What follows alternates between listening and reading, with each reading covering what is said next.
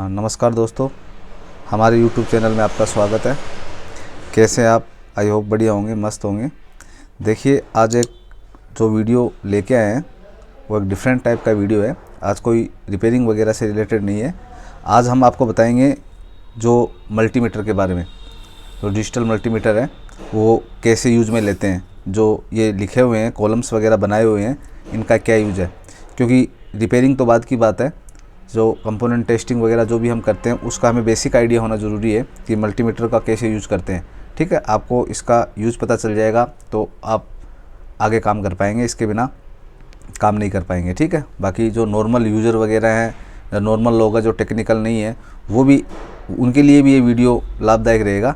क्योंकि नॉर्मल चीज़ें हैं जो AC DC वगैरह जो होती है नॉर्मल घरों में, वो इससे आप चेक कर सकते हैं। ठीक है, तो उनके लिए भी ये ठीक रहेगा वीडियो, तो उनको भी लास्ट तक ये वीडियो देखना चाहिए। ठीक है, इससे पहले यदि आपने हमारे चैनल को सब्सक्राइब नहीं किया तो सब्सक्राइब जरूर कर दीजिए और लाइक शेयर भी ज़रूर कर दीजिए करें, जिससे कि ज़्यादा से ज़्यादा लोगों के पास ये वीडियो पहुंच सके और उनको इस वीडियो का फ़ायदा मिल सके।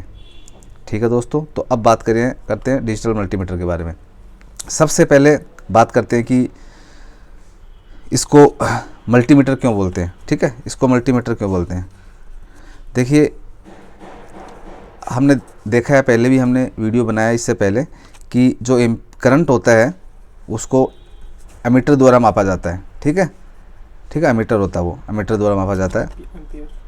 और एमीटर, ठीक है, एम्पियर मीटर जो होता है ना, एम्पियर करंट को मापने की इकाई एम्पियर होती है, उसको एमीटर बोलते हैं।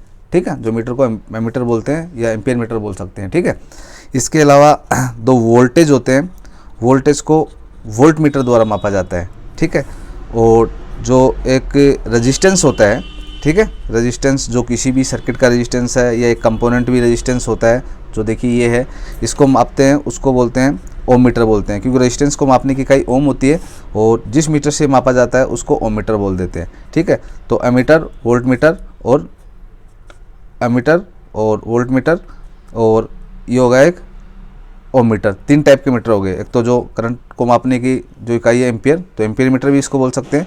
वोल्ट मीटर हो गया एक हो गया ओम मीटर। तो ये तीनों मीटर अलग अलग हो गए। जैसे कहीं पे भी कोई मशीन्स वगैरह में हमें वोल्ट चेक करना, तो वोल्ट मीटर वहाँ पे फिक्स कर देते हैं, वोल्ट कितना आ रहा है। ठीक है, तो उतने वोल्ट आने के बाद में चलाया जाएगा, अभी पूरे वोल्ट आ जाएंगे। जैसे 250 वोल्ट 220 वोल्टेज की जरूरत है, तो वो आने के बाद में कम वोल्ट होंगे तो हम उसको चालू नहीं करेंगे, तो वहाँ पे कई जगह लगा देते हैं वोल्ट मीटर। ऐसे ही कितना लोड ले रहा है उसके लिए एम्पियर मीटर अलग से लगाते हैं। तो इस तरीके से अलग अलग मीटर का यूज़ होता है। लेकिन देखिए, अब इलेक्ट्रॉनिक्स की हम रिपेयरिंग कर रहे हैं तो हमें तो सभी मीटरों की ज़रूरत होती है। तो मल्टीमीटर किसको बोलते हैं, जिसमें तीनों मीटर एक मीटर के अंदर ही आ जाए। इसमें वोल्ट मीटर भी है, जैसे देखिए वोल्ट है। ठीक है, AC DC दोनों वोल्ट चेक कर सकते हैं। ठीक है, AC DC दोनों वोल्ट, तो इसमें वोल्ट भी चेक कर सकते हैं। ठीक है, जैसे ये DC का सिंबल है तो DC का वोल्ट, ये V AC का है, ये एम्पियर मीटर हो गया। ठीक है, और यहाँ पे क्या होगा, ये ओम मीटर हो गया, ओम का निशान है ना, इस तरीके से। तो कहने का मतलब तीनों चीज़ें ही एक मल्टीमीटर के द्वारा एक मीटर के द्वारा हम चेक कर रहे हैं, तो इसलिए इसको मल्टीमीटर बोला जाता है। तो ये मल्टीमीटर हो गया। अब देखिए, मल्टीमीटर भी जो होता है वो दो टाइप के होते हैं। मल्टीमीटर भी दो टाइप के होते हैं। पहला जो पहले यूज में आता था मल्टीमीटर, जो एनालॉग मल्टीमीटर होता है उसको। ठीक है, आजकल कम यूज़ करते हैं, बाकी किया जाता है कई जगह पे इसका भी। एनालॉग मल्टीमीटर हो गया। एक हो गया डिजिटल मल्टीमीटर। तो डिजिटल मल्टीमीटर में क्या होता है कि ये डिजिट में शो करती है। जैसे देखिए डिजिटल मल्टीमीटर है, डिजिट है ना, 1010 इस तरीके से। और बाकी एनालॉग मल्टीमीटर जो सुई वाला होता है, जैसे ये आप वोल्ट चेक करेंगे या एम्पियर चेक करेंगे तो सुई का इंडिकेशन होगा। ठीक है, तो जो सुई वाला होता है, जैसे इस तरीके से होता है, सुई होगी, इसके अंदर नंबरिंग होगी और सुई चलेगी, तो इसको एनालॉग मल्टीमीटर बोलते हैं। ये डिजिटल मल्टीमीटर है। तो आजकल अधिकतर डिजिटल मल्टीमीटर एक्यूरेट दिखाता है, ये एक्यूरेट नहीं दिखाता ना, इसमें हमें ग्राफ को पढ़ना पड़ता है, तो इसलिए डिजिटल मल्टीमीटर का ज़्यादा यूज़ करते हैं। तो इस तरीके से मल्टीमीटर भी दो टाइप के होते हैं, एनालॉग और डिजिटल मल्टीमीटर।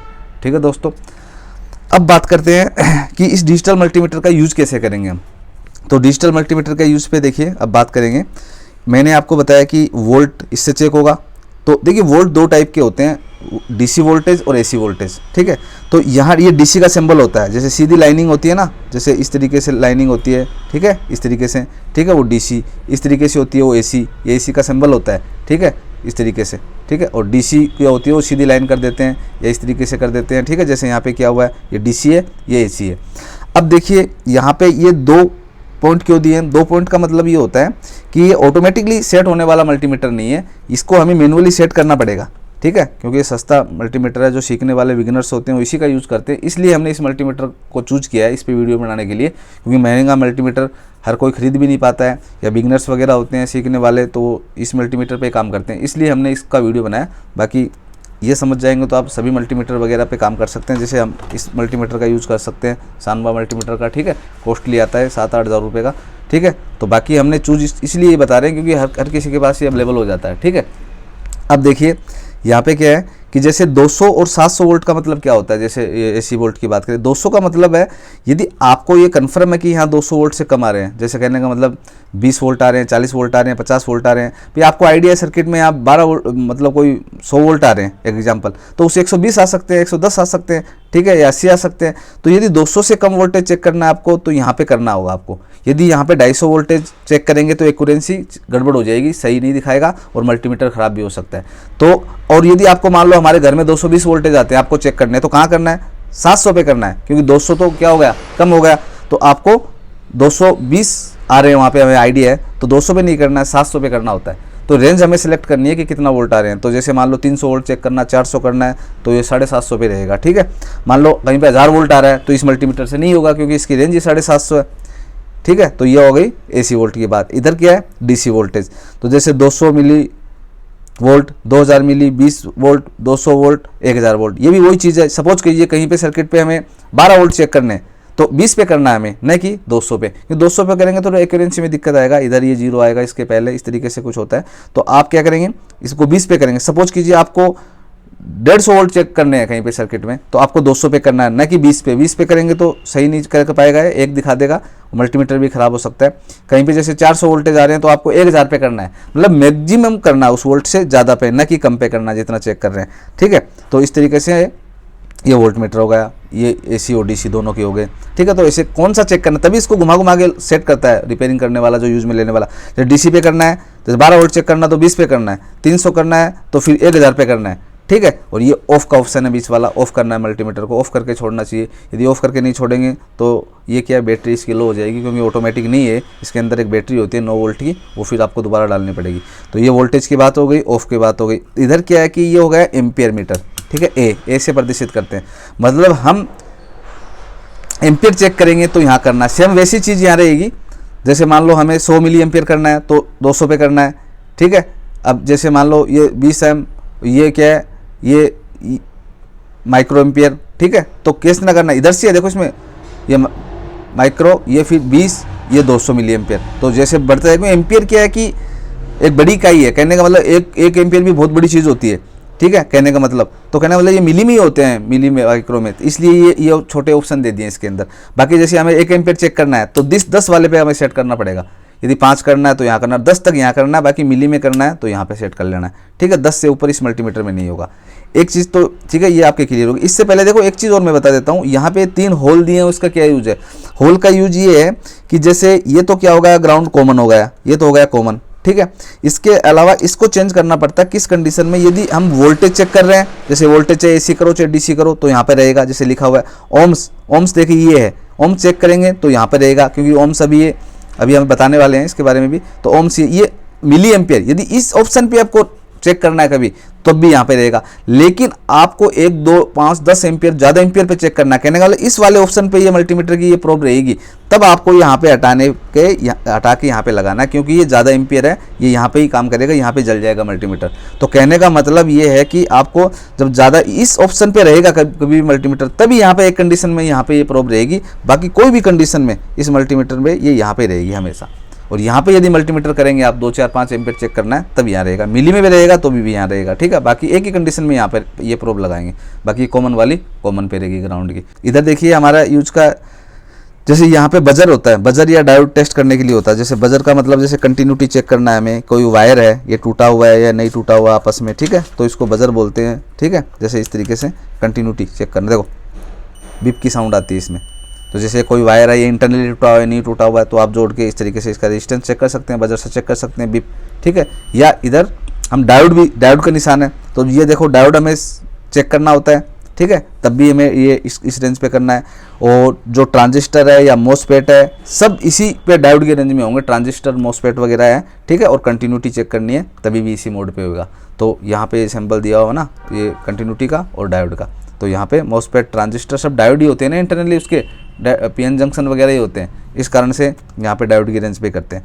इसके अलावा देखिए यहाँ पे ये एक चीज़ बच गई, यहाँ ये रेजिस्टेंस मापते हैं। जैसे रेजिस्टेंस या तो ये कंपोनेंट चेक करते हैं, ये रेजिस्टेंस ही तो है, तब ये रेंज काम में आएगी, ये वाला स्लॉट काम में आएगा, ठीक है। या फिर इसके अलावा कोई भी सर्किट का रेजिस्टेंस है या वायर का रेजिस्टेंस चेक करना तब यहाँ रहेगा, या रेजिस्टेंस कंपोनेंट चेक करना है तब यहाँ रहेगा। अधिकतर हम कंपोनेंट ही चेक इससे करते हैं, इससे तो ये रेजिस्टेंस चेक करते हैं तब भी इस एरिया में रहेगा। सेम वैसे ही यहाँ पे जैसे आपका 100 ओम का रेजिस्टेंस चेक करना है तो ये 200 पे रखना है, ठीक है। यदि फिर 300 का करना है फिर 2000 पे रखना पड़ेगा, 200 पे वो सही तरीके से चेक नहीं कर पाएगा, ठीक है। मतलब हाइयर रेंज पे रखना है। सपोज कीजिए आपको हमें चेक करना है 4000 ओम, मतलब 4K बोलेंगे उसको, 4000 को 4K बोलेंगे, तो हमें क्या करना, 2K हुआ, 2000 ओम तो 2K हुआ, तो फिर हमें 20K पे रखना पड़ेगा हमें यहाँ पे।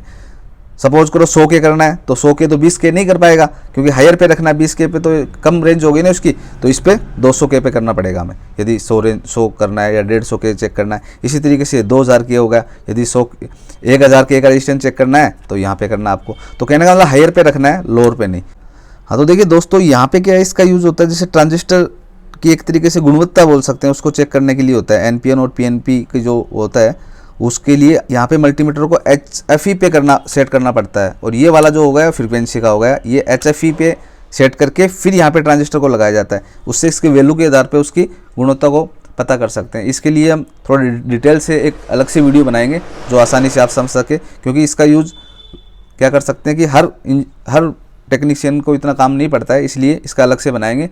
नहीं तो यहाँ पे क्या वीडियो भी बड़ा हो जाएगा और समझ भी नहीं पाएंगे आप सही तरीके से। बाकी नॉर्मली जो कैसा यूज़ है मैंने आपको ये बता दिया, ठीक है दोस्तों। तो आपको ये वीडियो कैसा लगा आप कमेंट्स में ज़रूर बताएंगे, और सब्सक्राइब जरूर कर दीजिए यदि अभी तक सब्सक्राइब नहीं किया तो हमारे चैनल को, और आगे लाइक शेयर भी ज़रूर कर दीजिए करें, जिससे कि हर बंदे के पास ये वीडियो पहुँच सके, और हमारा ये मकसद है आपको टेक्निकल चीज़ सिखाने का वो पूरा हो सके। धन्यवाद दोस्तों।